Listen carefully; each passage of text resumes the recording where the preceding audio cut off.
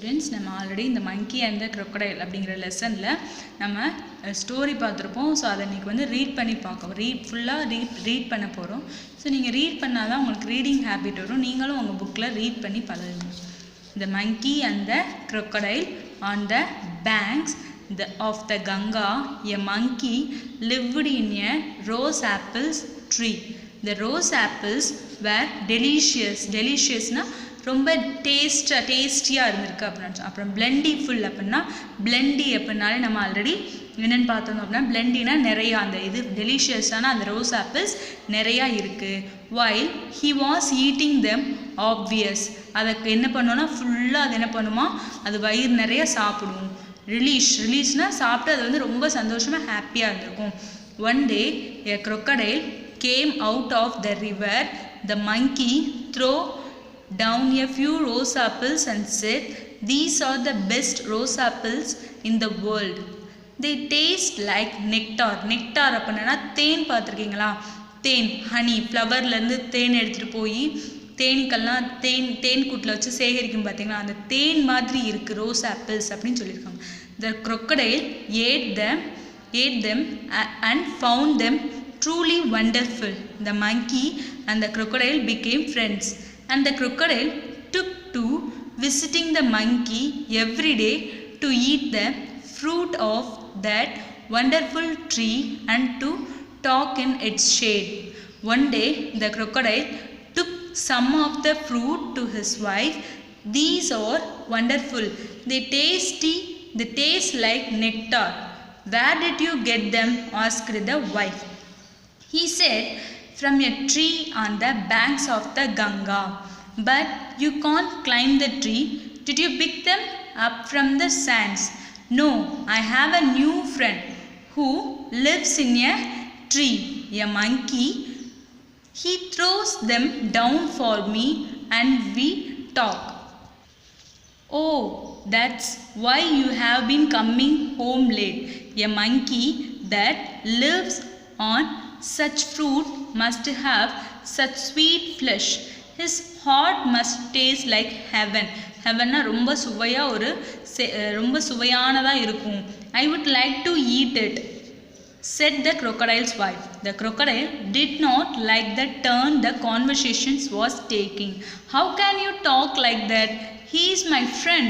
He is like a brother-in-law to you." Brother-in-lawனா உனக்கு பிரதர்-இல்லானா உனக்கு வந்து என்னோட பிரதர்-இன்லா அப்படின்னா என்னோட தம்பி அப்படின்னா உனக்கு வந்து அவன் பிரதர்-இன்லா அப்படின்னு சொல்லிட்டு சொல்கிறான். அவன் வந்து மங்கி வந்து என்னோட தம்பி மாதிரி அப்படின்னு சொல்லிட்டு யார் சொல்கிறா? crocodile சொல்லுது.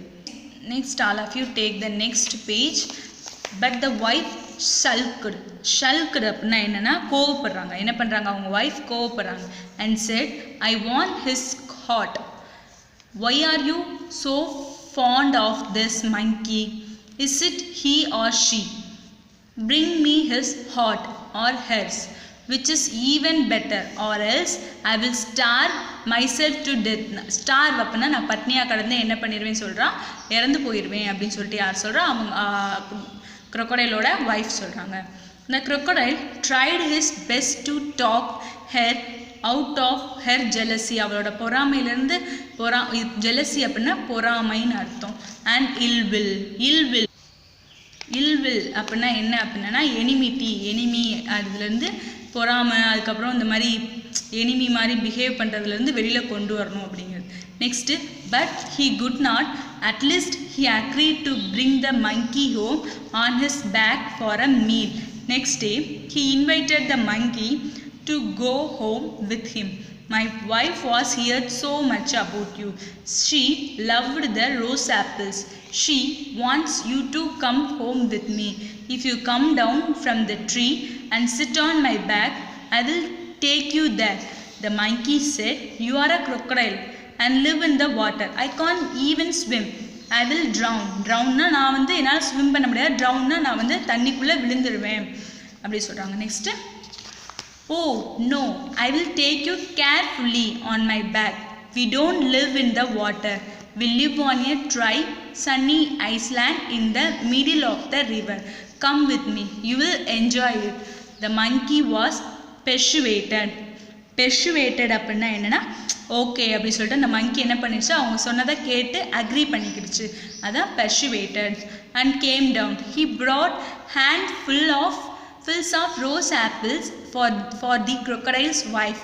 As the crocodile swam through the river, he felt terribly guilty. அதுக்கு என்ன ஆயிடுச்சு, சார் நம்ம இப்படி பண்ணுறோமே அப்படின்னு சொல்லிட்டு அதோட மனசு என்ன ஆயிடுச்சு, நம்ம இப்படி தப்பு பண்ணுறோமே நினச்சி கில்ட்டி அப்படின்னா தப்பு பண்ணுறோங்கிற ஒரு நினைப்பு வர்றது தான் guilty.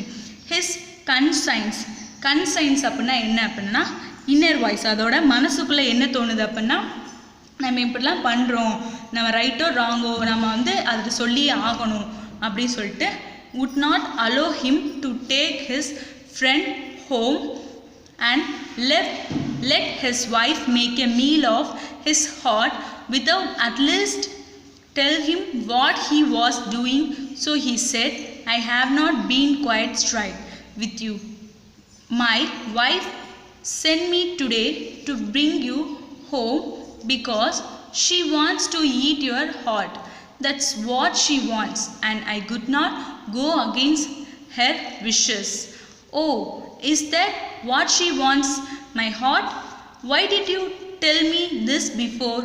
I would have been happy to bring it down and give it to your wife, said the monkey. Next page la, what do you mean, asked the crocodile. I don't carry my heart around with me. I usually leave it in the tree. When I come down, let's go back and I will give it to you. The crocodile turned around and swam back to the bank. The monkey quickly jumped off his back and clambered up the tree too safely. So நம்ம இதோட இந்த lesson finish பண்ணியாச்சு. இப்போ வந்துட்டு அதோட book back one word பார்க்க போகிறோம். So all of you take your book and page number 14. So அதில் இது ஃபஸ்ட்டு வந்துட்டு உங்களுக்கு ஆன்சர் த ஃபாலோயிங் கொடுத்துருப்பாங்க.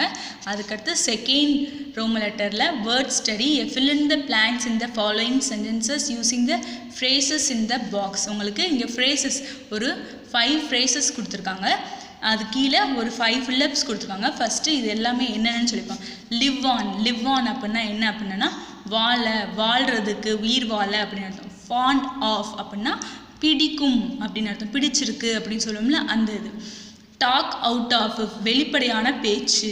மேக் ஏ மீல் ஆஃப் அப்படின்னா நான் வந்து சாப்பிட்றதுக்காக ரெடி பண்ணுறேன், அது சாப்பிட்றதுக்காக ரெடி பண்ணுறது. பி ஸ்ட்ரைட் வித்னா எதுனாலுமே உண்மையாக நேர்மையாக சொல்கிறது தான் நம்ம என்னென்னு சொல்கிறோன்னா பி ஸ்ட்ரைட் வித். அதுக்கடுத்து இப்போது நம்ம ஃபர்ஸ்ட் ரீட் பண்ணலாம். Tease me and don't lie me, don't tell me lies. அதாவது நீ என்கிட்ட பொய்யே சொல்லாத, அதாவது பி ஸ்ட்ரைட் வித் மீ அப்படின்னா நீ என்கிட்ட நேரடியாக பேசு, நேர்மையாக பேசு, பொய்யே சொல்லாத அப்படின்னு சொல்லிட்டு. அப்போனா இதுக்கு என்ன வரும், ஃபர்ஸ்ட் ஒனுக்கு be straight with. Next Sherin is so days she prays but he goes to the sea shore every Sunday.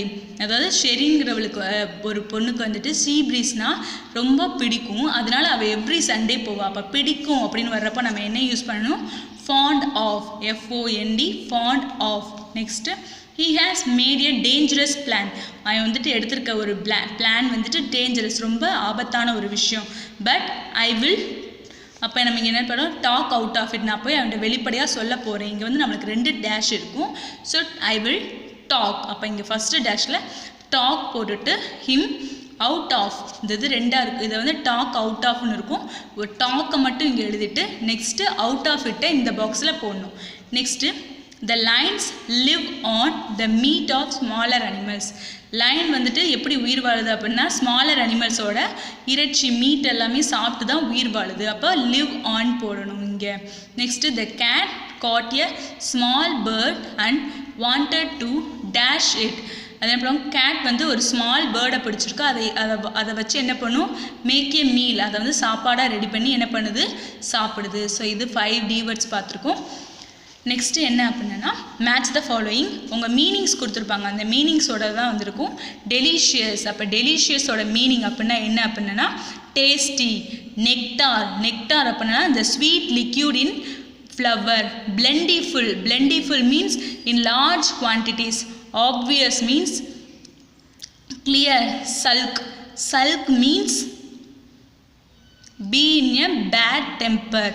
jealousy அப்படின்னா பொறாமைன்னு அர்த்தம். அந்த பொறாமையோட ஆப்ஷன்ஸ் வந்துட்டு anger because of loss of love. guilty means feeling that one has done something wrong. So இதோட இன்னைக்கு book back 1 வரைக்கும் பார்த்துருக்கோம். Next கிளாஸில் remaining உள்ள புக் பேக்கும் டிவேர்ட்ஸும் பார்க்கலாம். தேங்க்யூ.